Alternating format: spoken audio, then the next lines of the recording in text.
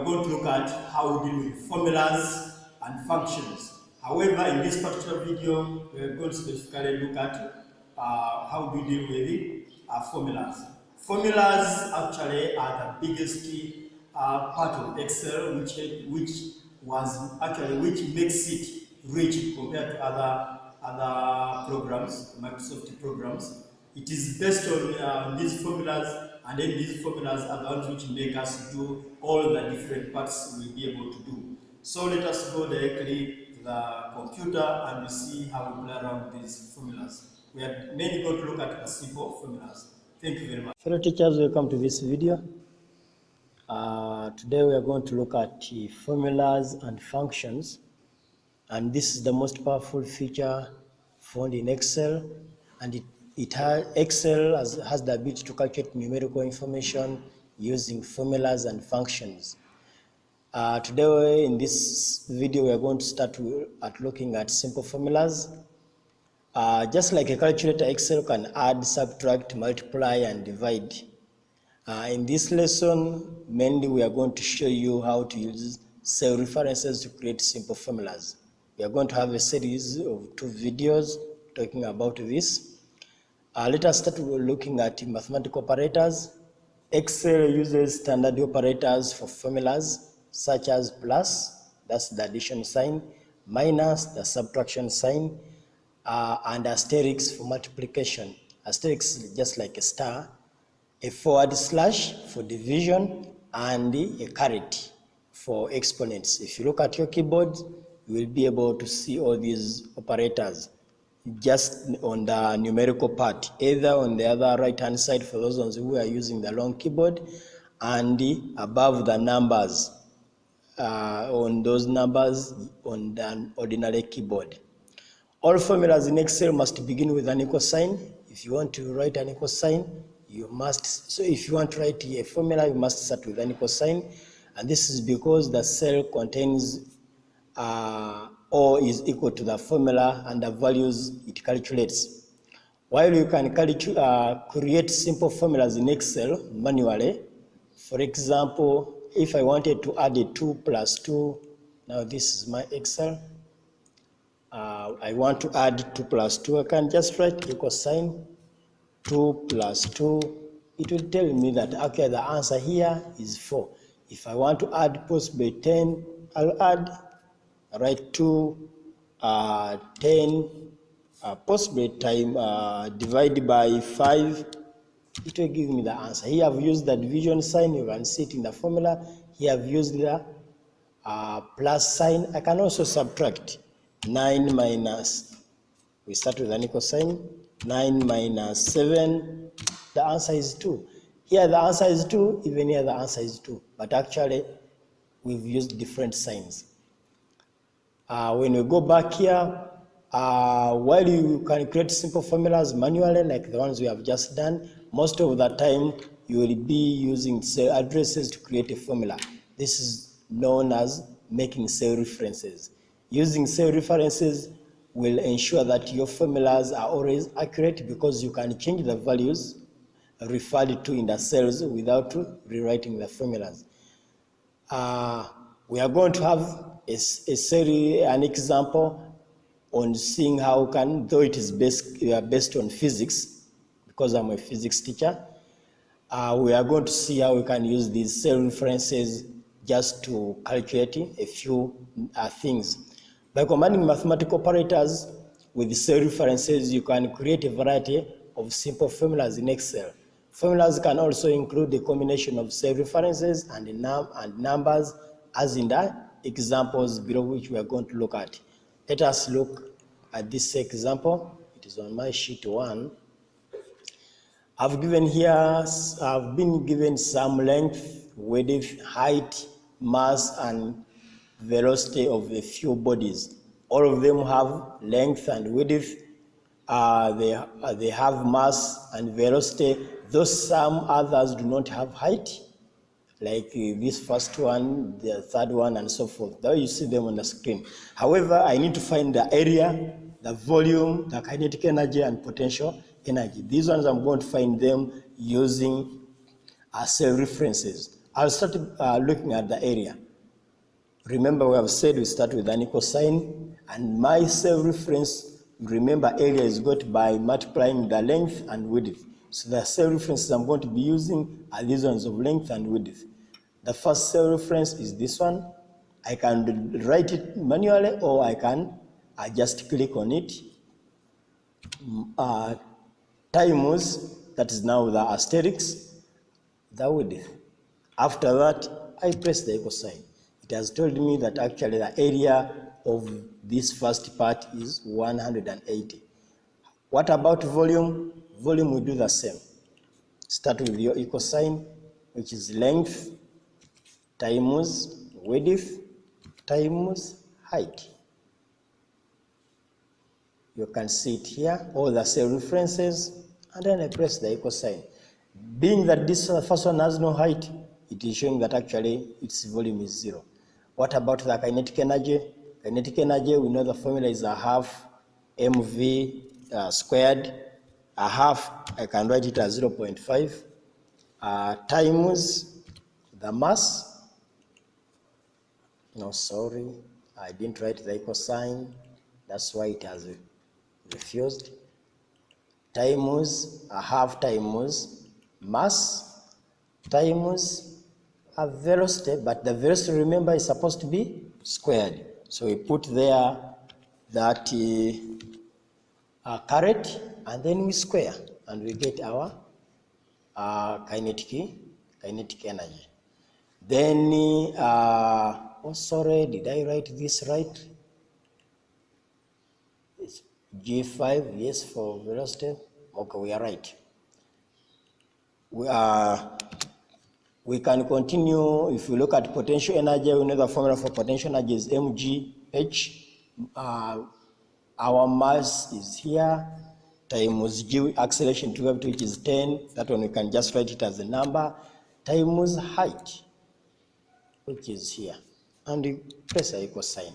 So all these ones are for the first figure. Because I don't want to write them in the second, just highlight the whole line and drag down.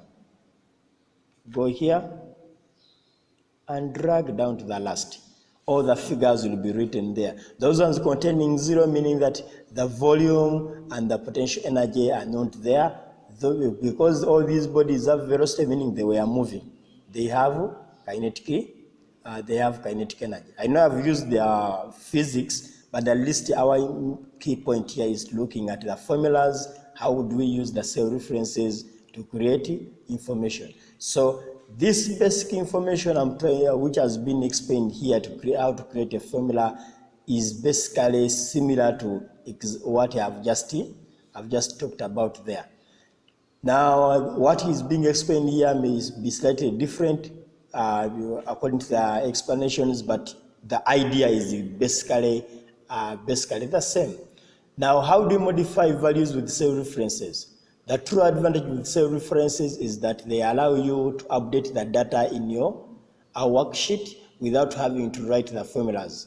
If I go back here, for example, if this one got height, I can just put the height actually was 5. And if I put there 5, you'll see that actually the figures here on the right have come in, the volume has been written, and then the potential energy has also been written. But I didn't have to change the formulas. So I can change anything here. Here the figures will change automatically. However, remember one thing, that Excel will not always tell you if your formula contains an error. So it is upon you to check all your formulas correctly. We'll start from there in the second part of the video. Remember to practice. We are still looking at functions, and this particular part of the functions, we are mainly going to look at how do we deal with the point and click functions, how do we make functions using point and click. Previously, we've seen how we can deal with formulas by just writing them, but now we are dealing with formulas by dealing with pointing and clicking. Thank you very much. Let us go to the computer. In this second part of our video, we are still looking at formulas, but this time we're going to look at mainly what we call the click method, point and click method, we've already seen previously that there are two ways how we can write these formulas. You can directly write the formula, or you can also use the click, point and click method. However, in this example here, I'll try to use both of them to show you how both of them can be used to come to the results. If you try to look at this table, we are having a paper supply inventory orders. Now this one, the first one was on physics. This one we have taken to an inventory. We want to see how we can use Excel possible in inventory. We'll be looking at different areas. As usual, we said we start with an equal sign to write our formulas. Now here I've gone directly to Excel. We are having something similar. However, before you write the formulas, you are seeing here we are writing price per unit. Depending on the country where you are, you can put the prices. How do you put those prices? I've tried to highlight my work. I've gone to journal up here. I've gone to currency. I've put their currency, but it's showing pound. And for us, we may not be interested in pound. Then I will continue here. I'll go back to journal there. I'll go to more number formats. At the bottom, if I check out these number formats, if I try to see here, it's showing pound. But for us, we may not need the pound. We can come here, choose. If you go down, if it was dollar, you try to see, you find the English, US dollar, it is here. If it is not that, depending on the country where you are, if it is French, depending Latin, and so forth. Even African countries, our currencies are there. We have the UK pound here. If we go, we have the yen, the Chinese. We have different currencies. If you go down, nearly every currency is there. For example, here in Tanzania, let us see if Tanzania is there. If we try to go down in TZ,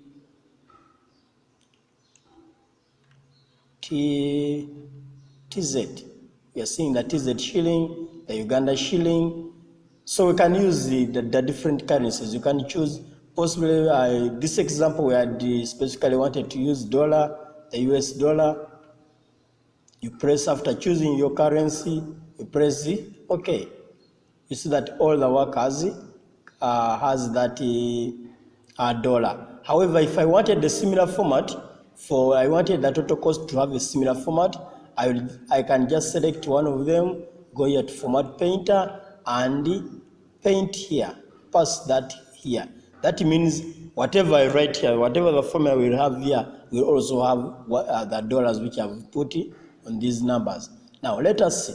Using I want to multiply to get the product of this. I'll start by using the one of writing. As we said, we start with an equal sign. The first one here is B3.